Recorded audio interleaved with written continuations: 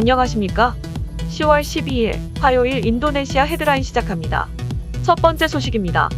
인도네시아 코로나19 확진자가 총 422만 7,038명으로 늘어났으며 이 중 사망 14만 2,612명, 완치 405만 9,267명으로 집계되어 3.4%의 치사율을 보이고 있습니다. 인도네시아의 코로나19 1일 확진자 수는 1,000명대 수준에서 증감을 반복하고 있습니다. 인도네시아 보건부 식약청은 중국의 코로나 바이러스 백신 지피백스의 긴급 사용을 승인했다고 밝혔습니다. 식약청이 긴급 사용을 승인한 코로나 백신은 이번으로 총 10건이 됐습니다. 이번에 승인된 지피백스는 총 3번 접종을 받아야 하며 접종 대상은 18세 이상입니다. 해당 백신은 중국, 우즈베키스탄, 파키스탄 등에서 28,500명을 대상으로 삼상 임상실험이 진행됐으며 인도네시아에서도 4,000명이 참가했습니다. 삼상 임상실험 결과 해당 백신의 유효성은 18세에서 59세의 81.51%, 60세 이상에 대해서는 87.58%로 나타났습니다. 또한 백신 부작용으로는 주사 부위 통증과 붓기, 두통, 권태감, 근육통, 구토, 발열, 설사 등으로 보고되었습니다. 인도네시아는 현재 코로나 확산 우려에도 제20회 전국체전을 파푸아에서 진행 중에 있습니다. 전국체전은 10월 2일부터 15일까지 진행되며 7,000명 이상의 선수들이 4년마다 열리는 스포츠 대회에 참가하기 위해 개막 일주일 전부터 도착하여 대회를 준비하였습니다. 해당 지역 코로나 태스크포스 대변인은 지난 7일 기준 코로나 확진 사례가 57건이라고 밝혔으며 환자 중 누구도 심각한 증상을 나타내지 않았고 많은 환자가 무증상이거나 매우 경미한 사례를 보였다고 덧붙였습니다. 특히 코로나 기간에 개최된 전국체전이 코로나를 다시 확산시키는 증폭제가 되지 않을까 우려하는 목소리가 커지고 있습니다. 전염병 학자협회는 보건 규정을 시행하는 것 외에도 정부는 선수와 관계자가 복귀한 후 잠재적인 코로나 사례 유입을 예상해야 한다고 말했습니다. 하지만 당국은 코로나 확산을 완전히 막을 수는 없지만 참가자에 대한 검역을 강화하고 있으며 감염자에 대해서도 최고의 의료시설에서 치료를 하고 있다고 전했습니다. 또한 모든 참가자들은 복귀 후 자가격리를 할 예정이라고 덧붙였습니다. 먹는 코로나 치료제가 출시를 앞두고 있습니다. 글로벌 제약사 머크사가 개발 중인 알약 형태의 코로나 치료제 임상시험 결과가 기대감을 불러일으키고 있습니다.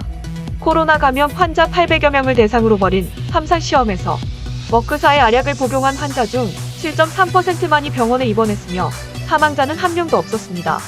반면 가짜약을 먹은 환자들은 14.1%가 입원했고 8명이 사망하여 머크사의 치료제가 입원 가능성을 50% 낮춘 것으로 조사되었습니다.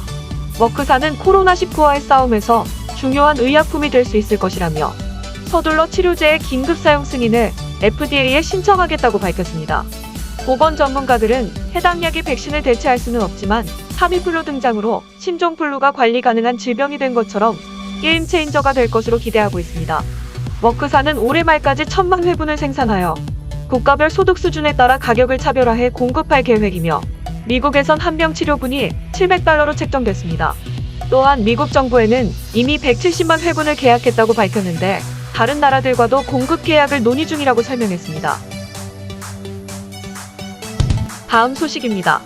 인도네시아 무역통상부는 하원 국회가 영내 포괄적 경제동반자 협정을 즉시 비준하도록 요청했습니다.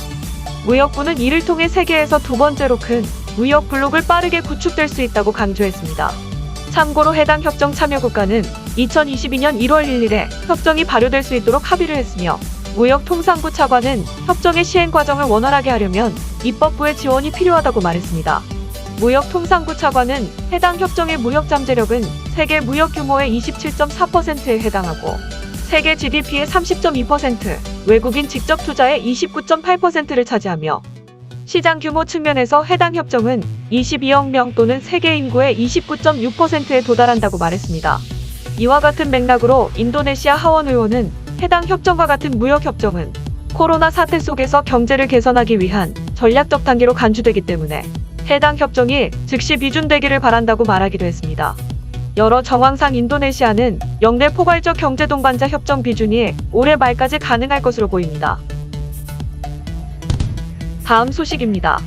인도네시아 에너지광물자원부 장관은 인도네시아가 2030년까지 4.68기가와트의 태양광 발전 용량을 목표로 하고 있으며 새로운 마스터 플랜에 따라 추가 전력의 51.6%를 신재생 에너지원에서 조달할 계획이라고 밝혔습니다. 이어 인도네시아 정부가 화석연료에서 벗어나 2060년까지 넷제로에 도달할 것이며 우선 2030년까지는 국제적인 지원을 받아 화석연료 사용을 41% 감축할 계획이라고 덧붙였습니다. 한편 인도네시아는 주요 석탄 생산국이자 수출국이며 기존 전력 용량의 약 60%를 석탄 화력발전소에서 공급하고 있는 상황이며 탄소 중립 정책에 따라 2030년까지 에너지 조합의 25%를 재생에너지에서 조달한다는 계획을 가지고 있습니다. 다음 소식입니다. 인도네시아 국영은행 BRI는 유상증자를 통해 95조 9,200억 루피아를 조달하는데 성공했다고 밝혔습니다. 해당 조달의 규모는 동남아시아에서 최대였으며 아시아에서도 세 번째 규모였습니다. 구체적으로는 정부로부터 54조 7,700억 루피아, 일반 주주로부터 41조 1,500억 루피아를 조달했으며 일반 주주 조달액 중 27조 9천억 루피아분은 해외 주주가 참여한 것입니다. 이번 유상증자 이후 9월 29일 기준 발행 주식은 총 1,515억 5,900만 1,604주가 되었으며 주식 보유 비율은 정부 56.8%, 일반 42.7%, 자사주 0.5%입니다. 특히 정부 조달 금액의 출처는 정부가 보유하고 있는 국영전담고 뿌가다이안과 국영금융회사 PNM에 주식 99.99%를 제공하여 마련하였습니다. 이를 통해 BRI는 뿌가다이안과 PNM을 산하에 거느린 지주회사를 설립했습니다. 해당 지주회사는 중소형 세기업에 대한 대출 확대와 성장 촉진을 목표로 하고 있습니다. BRI의 행장은 유상증자에 대한 주주들의 높은 관심은 중소형 세기업 분야에서 금융 접근을 확대하는 것이 당사의 이익 증대로 이어질 것이라고 모두가 판단하고 있다는 증거라고 말했습니다. 다음 소식입니다. 기업 간 전자마켓플레이스인 올라는 시리즈 B 자금 조달 라운드에서 미화 8,700만 달러를 유치했습니다. 이번 투자금 모집에는 프로슈스 벤처스, 텐센트 및 빅캐피탈이 주도하였고 무엇보다 미국 최대 전자상거래 업체인 아마존의 설립자 제프 베이조스가 소유한 벤처 캐피털 회사인 베이조스 익스페디션도 참여하여 눈길을 모았습니다. 특히 이번 투자건은 베이조스 익스페디션이 동남아시아 온라인 마켓플레이스 부분에 투자한 첫 번째 사례입니다. 해당 벤처 투자 회사는 그동안 에어비앤비, 트위터 그리고 우버와 같은 유명 기업에만 투자했습니다.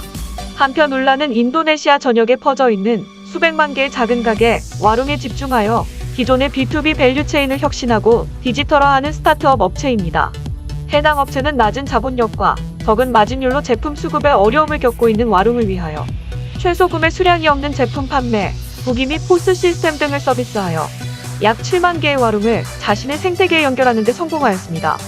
올라는 이번 투자금을 활용하여 선구매 후결제 시스템을 포함한 새로운 기능을 개발하고 물류 인프라와 공급망을 인도네시아의 작은 도시로까지 확장할 예정입니다. 또한 회사는 인도네시아 선구매 후결제 시장의 가치가 1,500억 달러 수준이라고 설명했습니다. 기존 밸류체인을 혁신하며 가시적인 성과를 올리고 있는 올라가 이번 투자를 통해 금융 서비스까지 확대하면서 얼마만큼 성장할 수 있을지 귀추가 주목되고 있습니다. 다음 소식입니다. 문화체육관광부와 한국콘텐츠진흥원은 오는 18일부터 22일까지 국내 게임 콘텐츠의 아시아 시장 진출 확대를 위한 이츠게임 아시아를 개최합니다. 본 행사는 지난달에 오픈한 게임 전문 상시 온라인 비즈니스 매칭 플랫폼인 이츠게임 사이트를 통해 진행되며 한국의 60여 개 게임 개발사들과 인도네시아, 대만, 태국 등 아시아 신흥시장 30여 개 퍼블리셔 및 투자사가 만나 5일간 집중적으로 온라인 비즈 매칭을 진행합니다. 특히 인도네시아의 ESI가 참가하여 한국 게임의 퍼블리싱과 투자에 적극적으로 나설 계획이라 주목을 받고 있습니다. ESI는 인도네시아 최대 미디어 그룹인 MNC 그룹의 자회사로서 글로벌 게임 퍼블리싱 및 게임 개발 등 게임 사업 투자를 위해 설립되었습니다. 그 외에도 인도네시아의 메가소스, 대만의 에미텔 등 30여 개 국내외 퍼블리셔가 참가하여 우리나라 게임 콘텐츠에 대한 투자를 검토할 예정입니다. 조현래 한국콘텐츠진흥원 원장은 인도네시아, 대만, 태국은 많은 인구와 인터넷 보급 확산으로 게임 시장이 연간 8에서 9% 성장하는 등 잠재력이 크다며 이번 이츠게임 아시아를 통해 국내 게임사들이 아시아 신흥시장 진출 기회를 잡을 수 있기를 기대한다고 전했습니다. 다음 소식입니다. 인도네시아 축구대표팀을 이끄는 신태용 감독이 부임 후 약 1년 10개월 만에 첫 A매치 승리를 기록하였습니다. 지난 7일 인도네시아는 태국 부리람 창아레나에서 열린 2023 아시아축구연맹 아시안컵 예선 플레이오프 1차전에서 대만을 상대로 2대1로 이겼습니다. 인도네시아는 전반 17분 다비드 루마키에크의 선제골로 기선 제압에 성공한 후 이어 후반 3분 에반 디마스의 쐐기골까지 터지면서 승기를 잡았습니다.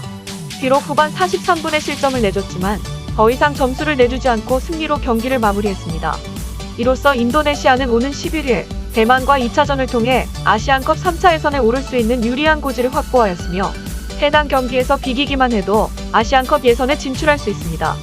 인도네시아 축구협회는 코로나 사태로 늦어진 신태용 감독의 첫 승리를 축하했습니다. 시청해주셔서 감사합니다. 다음 시간에 뵙겠습니다.